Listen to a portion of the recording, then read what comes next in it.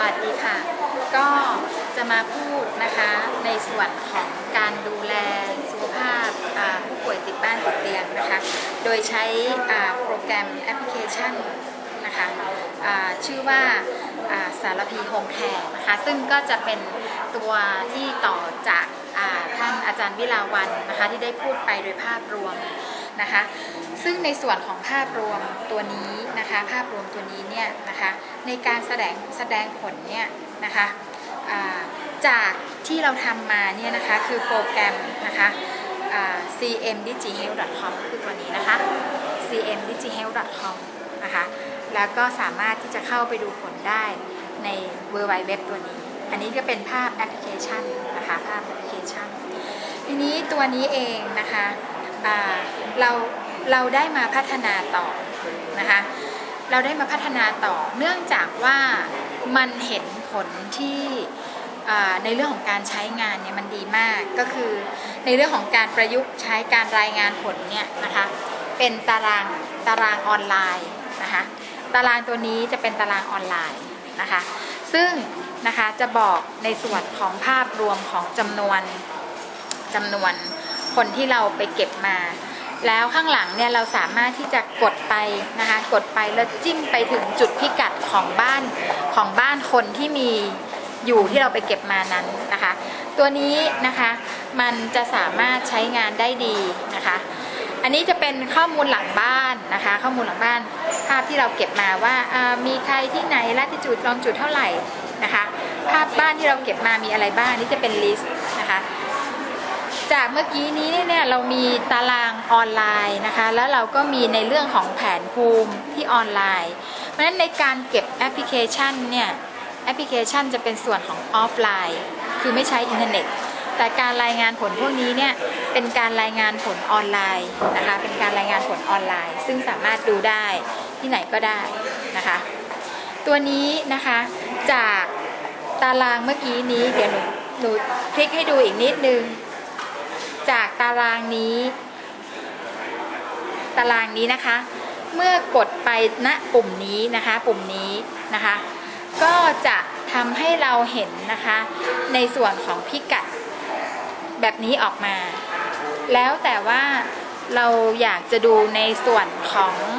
อะไรอยากดูผู้พิการนะคะก็กดท้ายตารางก็จะออกมาเป็นพิกัดให้อยากดูคนที่กินอาหารสุกๆดิบๆก็จะกดพิกัดให้เพราะว่าตอนนี้เราไม่อยากจะไปทำโครงการหรืออะไรที่มันเป็นลักษณะที่เหวี่ยงแหแล้วก็ไปไม่ตรงกับจุดเป้าหมายเพราะนั้นในกรณีอย่างเช่นคนผู้ป่วยติดบ้านติดเตียงเนี่ยเราก็สามารถที่จะเลือกออกมาได้เป็นพิกัดแบบนี้เหมือนกัน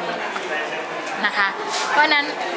ติดบ้านติดเตียงนะคะพิกัดแบบนี้ก็จะออกมานะคะหลังจากที่เรากดตัวนั้นนะคะนี่จะเป็นตัวอย่างนะคะผู้พิการทางการมองเห็นแล้วก็สามารถที่จะ select ออกมาได้นะคะ select ออกมานะคะแล้วก็มีรายละเอียดเวลาเราคลิกเนี่ยภาพบ้านที่เราถ่ายมาเนี่ยนะคะก็จะให้เห็นด้วยนะคะ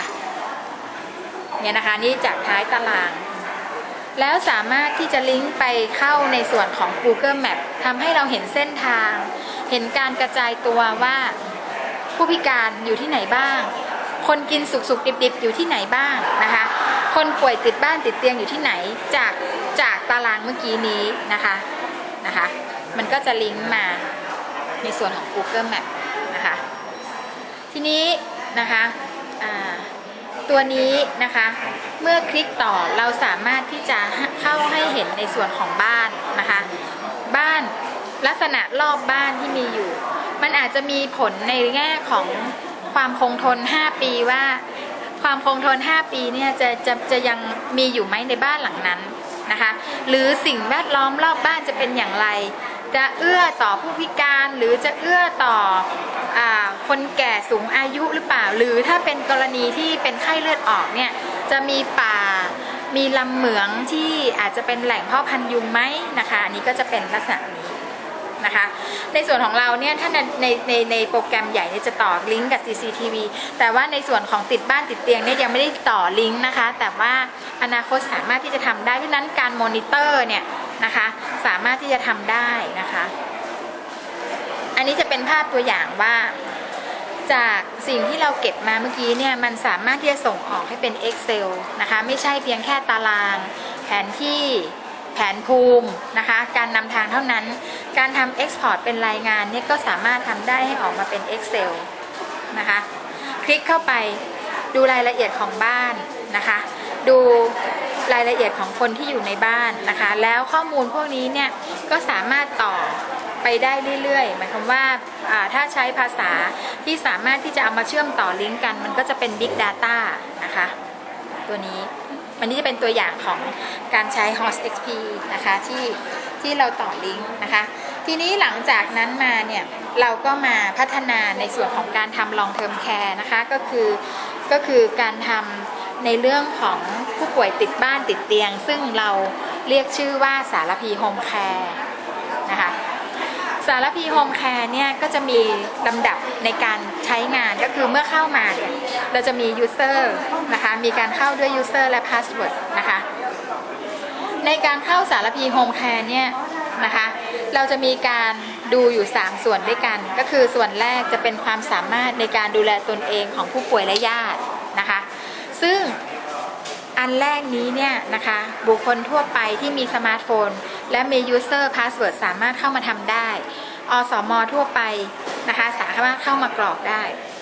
ส่วนที่2จะเป็นการประเมินผล In-Home Mesh นะคะซึ่งเดี๋ยวเราจะให้ดูนะคะว่ามีอะไรบ้างการประเมินผลของ In-Home Mesh เนี่ยจะต้องใช้ในส่วนของขั้นสูงขึ้นมา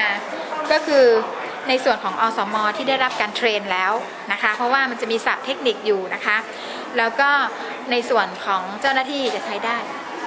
พอส่วนที่3เนี่ยค่ะเป็นการประเมินนะคะในกลุ่ม7โรคด้วยกันนะคะ7โรคด้วยกันก็คือ7โรคตัวนี้นะคะก็จะเป็นโรคท็อปฮิตในส่วนของการดูแลของLong Term Careก็จะมีสโตรกเบาหวานปอดอุดกั้นเรื้อรัง CKD โรคไตนะคะวัณโรคผู้พิการมะเร็งแล้วก็จิตเวชนะคะอันนี้ก็จะมี7กลุ่มโรคในส่วนของ7กลุ่มโรคนี้นะคะก็จะเก็บด้วยเจ้าหน้าที่บุคลากรทางด้านสุขภาพนะคะบุคลากรทางด้านสุขภาพเพราะว่าตรงนี้เนี่ยเริ่มเป็นศัพท์เทคนิคละนะคะอันนี้เห็นนะคะเพราะฉะนั้นตัวนี้เองเนี่ยมันสามารถเก็บได้ทุกระดับอสม.นะคะสามารถเก็บข้อมูลมาก่อนแล้วมาคอนซัลท์กับเคสแมเนเจอร์หรือว่าพยาบาลหรือเจ้าหน้าที่บุคลากรทางด้านสุขภาพว่าคนไข้เป็นยังไงจะดูแลในเรื่องของการให้การดูแลยังไงเก็บข้อมูลส่วนแรกเอามาคอนซัลท์หลังจากนั้นไปเก็บข้อมูลส่วนที่2ส่วนที่3ได้หรือจะเก็บรวดเดียวก็ได้นะคะตัวนี้สำหรับการใช้งานนะคะการใช้งานของมันก็จะคล้ายๆกับCM Digi Health เมื่อกี้นี้ที่โชว์ไปก็คือมีการแสดงตารางออนไลน์นะคะมีการแสดงตารางออนไลน์มีแผนภูมินะคะแล้วก็มีในส่วนของพิกัดนะคะจะเป็นคอนเซปต์เดียวกันนะคะนอกจากนี้นะคะในการทำโปรแกรมที่ใช้ดูแลติดบ้านติดเตียงเนี่ยเมื่อเราเก็บข้อมูลแล้วเนี่ยเราทำลักษณะของการรายงานผลนะคะเป็นในรูปแบบของการ categorize นะคะการ categorize ในส่วนของกลุ่มอาการว่ามีอาการลักษณะไหนอย่างไรเช่น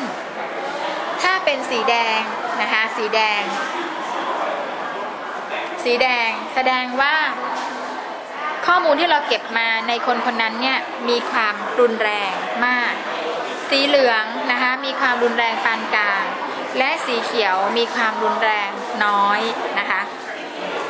เพราะฉะนั้นในคนไข้แต่ละรายมานะคะก็จะมีระดับความรุนแรงนะคะหรือความต้องการเยี่ยมเนี่ยแตกต่างกันไปนะคะซึ่งตรงนี้เนี่ยสามารถทำได้อย่างเรียลไทม์นะคะอย่างเรียลไทม์นะคะตัวนี้ทีนี้นะคะในเรื่องของ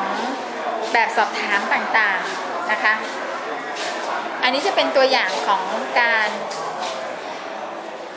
การดูแลตนเองนะคะตัวอย่างของการดูแลตนเองซึ่งจะเป็นหน้าแรกนะคะหน้าแรกที่ว่าเราสามารถ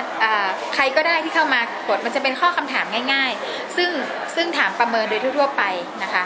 อันนี้หน้าที่2นะคะจะเป็น In-Home Mesh in home made เนี่ยอย่างที่บอกก็คือจะต้องเป็นอสม.ที่ได้รับการเทรนแล้วนะคะเทรนแล้วก็มีตัวนี้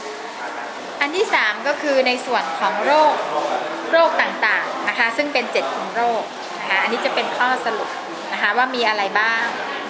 นะคะในการทำอย่างไรนะคะอันนี้ก็จะเป็นในส่วนของสารพีโฮมแคร์ซึ่งในข้อมูลใหญ่ที่เราเก็บเนี่ยใน CM Digi เนี่ยเราสามารถเก็บบุคคลที่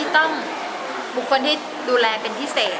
และในหมวดของติดบ้านติดเตียงเราจะ select คนได้มาจำนวนหนึ่งนะคะจำนวนหนึ่งแล้วกลุ่มคนติดบ้านติดเตียงจำนวนนั้นเราสามารถจะเอา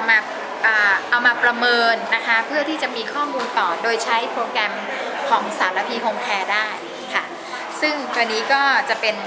ลักษณะของการต่อยอดนะคะลักษณะของการต่อยอดของ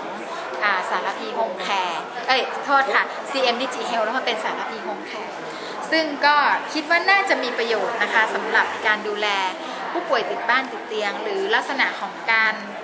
ที่มี long term care ในบ้านนะคะน่าจะใช้ประโยชน์ได้ดีขอบคุณค่ะเดี๋ยวขอบคุณผู้สนับสนุนนะคะในส่วนของโปรเจกต์นี้ก็คือสสส.นะคะคณะพยาบาลศาสตร์มหาวิทยาลัยเชียงใหม่นะคะแล้วก็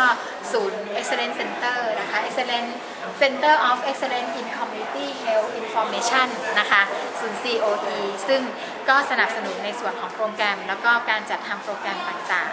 ๆมหาวิทยาลัยเชียงใหม่นะคะแล้วก็ฝ่ายบริหารงานวิจัยของมหาวิทยาลัยเชียงใหม่ฝ่ายบริการวิชาการมหาวิทยาลัยเชียงใหม่ค่ะก็ขอบคุณมากค่ะ